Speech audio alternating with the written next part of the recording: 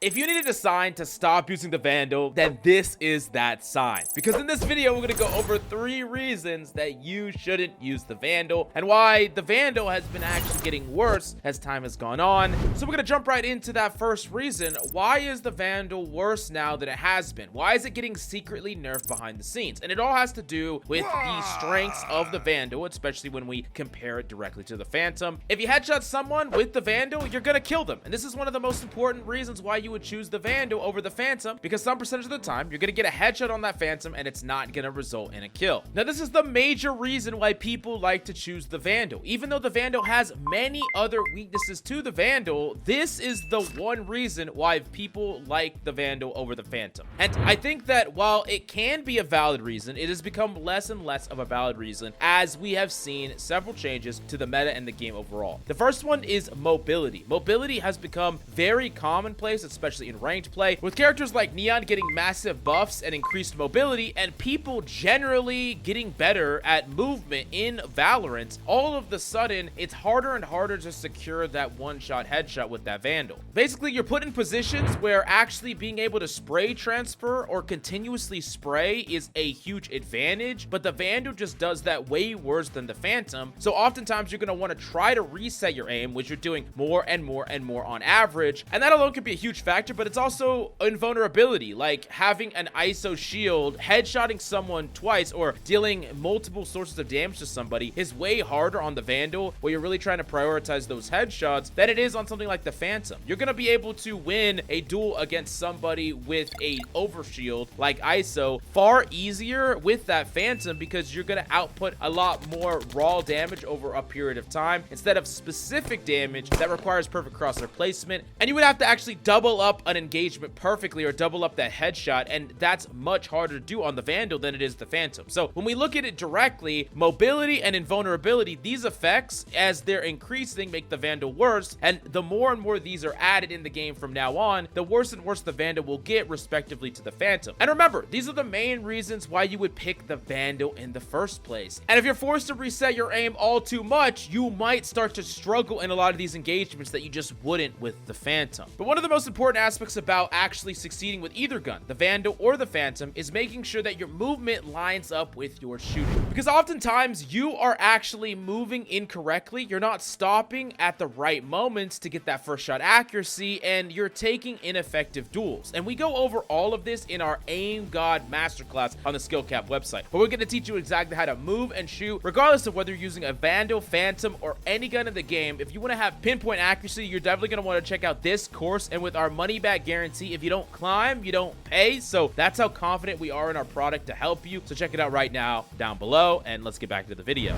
Now, we did talk about why one of the key reasons to pick the Vandal has been nerfed behind the scenes, and that's one mark against the Vandal. But why choose the Phantom? What about it makes it so good that we would argue picking it up over the Vandal in a lot of situations? Well, first off is the ability to control the spray of the Phantom. It is far easier to control a consistent spread on the Phantom than the Vandal by quite a margin. And in addition to that, the extra bullets are going to actually allow you to spray more overall, which definitely matches the changing meta, especially ranked meta in Valorant. But keep in mind that the way that you use the Phantom is fundamentally different than the Vandal. The types of duels you'll take, the amount you're resetting is going to be different. There are going to be a lot more situations where you're committing to a spray or a spray transfer that you just never would on the Vandal. So getting used to that adjustment is important. But on the flip side, if you're someone that's always used the Phantom, you don't want to go too far along the run and gun lack of fundamental side, because you still want to take super accurate and precise duels. You don't want to forego all the fundamentals of gunplay, proper rifle gunplay. It's about understanding the strengths of the weapon and playing towards that, but still making sure that you're not getting lazy with the way that you're fighting with the weapon, just because it's a bit more forgiving when you commit to sprays and things like that. The goal here is not to use a Phantom as a crutch for bad aim or bad fundamentals. We're using the Phantom because of its legitimate strengths and the leg up in some situations it gives us, not any other reason. Now, I think a really underrated aspect aspect of the Phantom is also the fact that you can just spray through smokes without getting spotted, which is something that as you start to climb the ranks, as you develop better game sense, you understand the moments and times where enemies could be hiding in smokes, the times where there is a legitimate reason to clear smokes, and most importantly, you can do this without recourse. The extra ammo and the ability to shoot through smokes without leaving a tracer so enemies don't know where the bullet's coming from means that you can do this and not actually get traded out, not get killed. And it's a super strong aspect of the weapon that is gonna really allow you to gather information, win fights without even actually having to take them, and you really will be winning a lot of rounds because you're spraying more overall, even if it doesn't feel like that in the moment. Now you might be like, Mills, what about all those times that I hit someone in the head and I don't confirm the kill at all? And there are a couple things I'll say to that. Number one, it happens a lot less than you think it does. I mean, have you ever done anything wrong to, let's say, a friend or a family member one time? Maybe you messed up something one time, messed up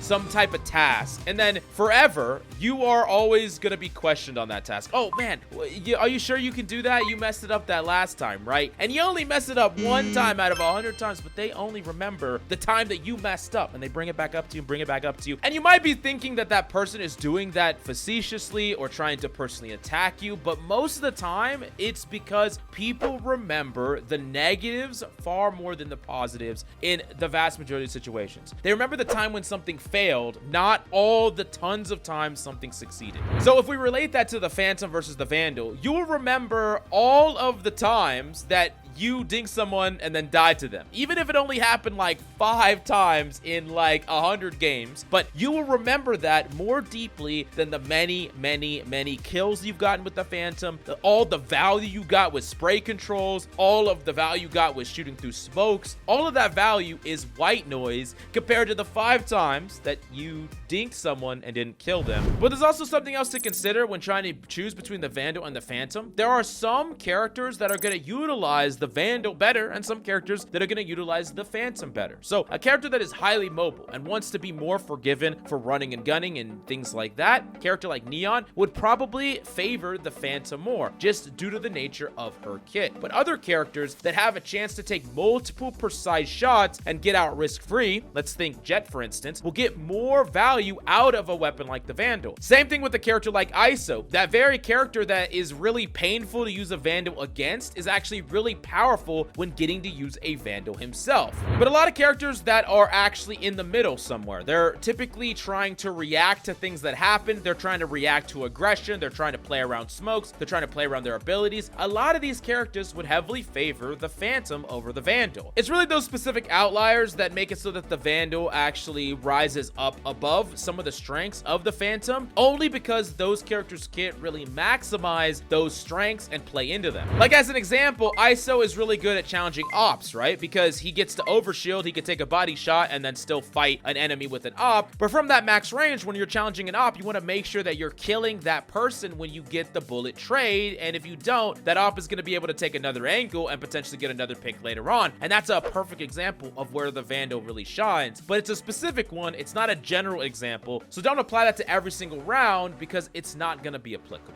Now, at the end of the day, you might be wondering, what should you do? And I'm going to basically put it all on you. You have to decide what you like and what feels good for you based on all the strengths and weaknesses of both weapons. I will say that you can succeed with both of these weapons regardless of their strengths and weaknesses. They are not that different when we look at it comparatively to many other weapons, but still, there are important things to keep in mind, and I do think that as the game continues to progress, the strength of that Vandal will slowly but surely drop over time. So if you needed a reason to pick up that Phantom, put down that Vandal for good, this might be your reason. But if you don't want to, if you still want to lock the Vandal and run it down mid, then by all means, keep it going, but you better hit those crispy 1-taps. But if you have any questions, definitely let us know in the comments down below. Check out SkillCapped right here, and we'll see you there.